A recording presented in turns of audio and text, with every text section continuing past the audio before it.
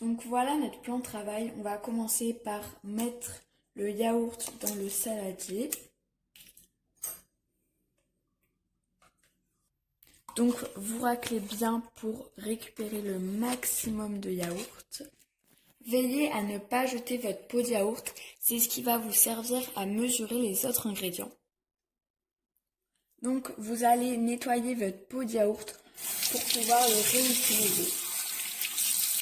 Donc une fois que c'est fait, vous allez l'essuyer avec un petit peu de sopalin.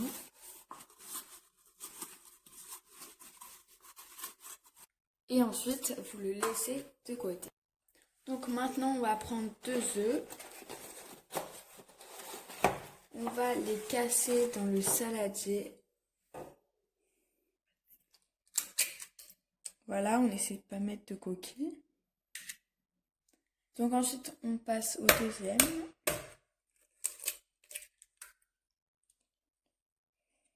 Voilà. Donc pour le deuxième œuf, on a fait tomber une coquille, mais c'est pas grave, on l'a ramassé. Ensuite, vous prenez votre fouet et vous mélangez énergiquement.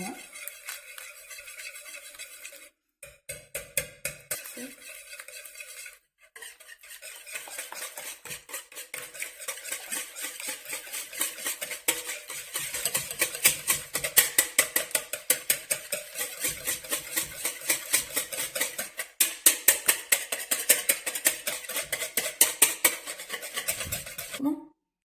Pour obtenir un mélange homogène liquide, on va prendre le sucre et on va remplir 2 pots du yaourt.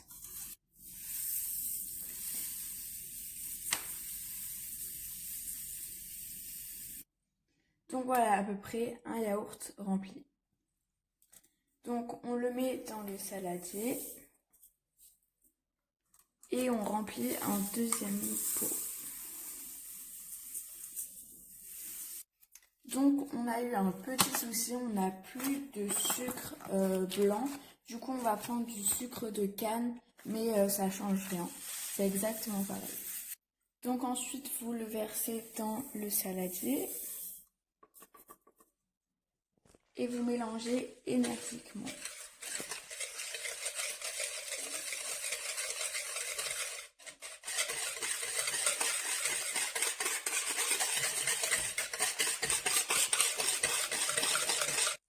Donc voilà ce que vous devez obtenir. Donc ensuite vous ajoutez 3 pots de farine.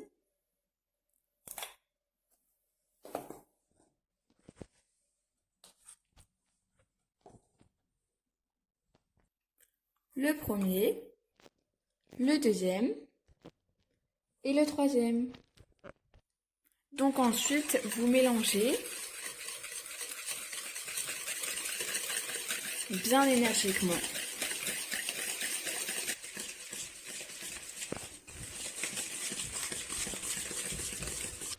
Donc là, ça commence vraiment à obtenir une pâte. Donc ensuite, vous allez prendre de l'huile et la verser à la moitié du pot. Donc moi, je vous conseille de l'huile de colza parce que elle a aucun goût. Voilà. Donc si vous avez ce type de pot, c'est assez pratique, on peut voir par transparence. Donc maintenant, vous le versez dans la pâte et vous mélangez. Donc au début, veillez à ne pas mélanger trop fort parce que sinon ça va éclabousser.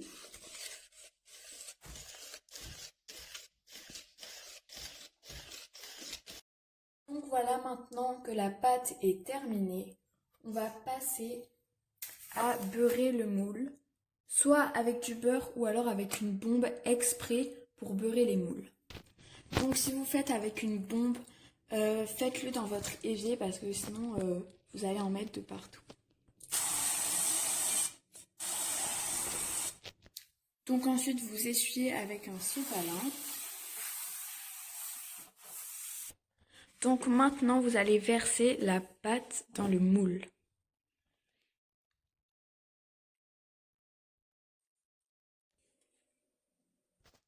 Donc pour récupérer le plus de pâte, vous allez prendre une maryse et bien racler. Donc voilà, hop, on a tout mis dans le moule. Donc maintenant vous allez enfourner le gâteau pendant 25 minutes à 180 degrés. Donc c'est parti, on se retrouve après la cuisson. Voilà le gâteau sorti du four.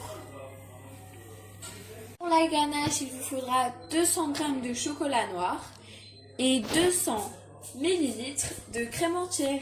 Vous cassez 200 g de chocolat noir dans le bol.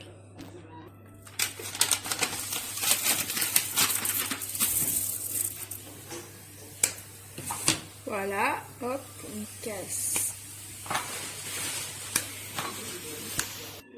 Et on se retrouve dans 1 minute quand j'aurai terminé. Donc voilà, on a fini de casser le chocolat.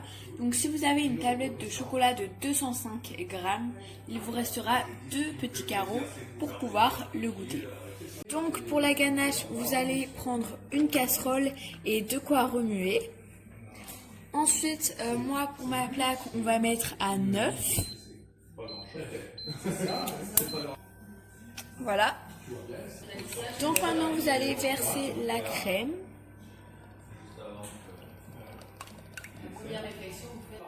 Et vous attendez que la crème soit à ébullition. Donc pour ceux qui ne savent pas ce que ça veut dire quand il y a des bulles. Donc maintenant il y a des bulles, vous pouvez rajouter le chocolat.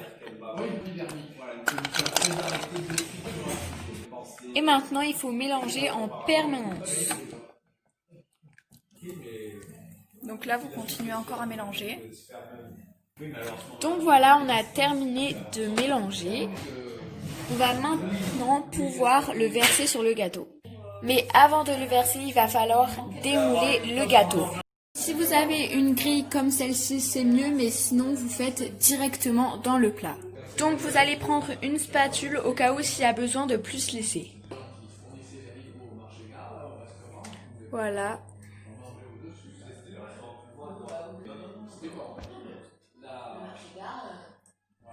Donc voilà, là on va un petit peu plus lisser. Donc voilà. Voilà le résultat. On va maintenant pouvoir décorer avec des petites décorations. On fait la déco et on se retrouve après pour la surprise. Voilà le résultat. Donc si la décoration vous plaît, n'hésitez pas à noter sur 10 en commentaire. N'oubliez pas de vous abonner, liker, d'activer la petite cloche pour recevoir une notification dès que je poste une nouvelle vidéo. Et je vous laisse avec les plans stylés.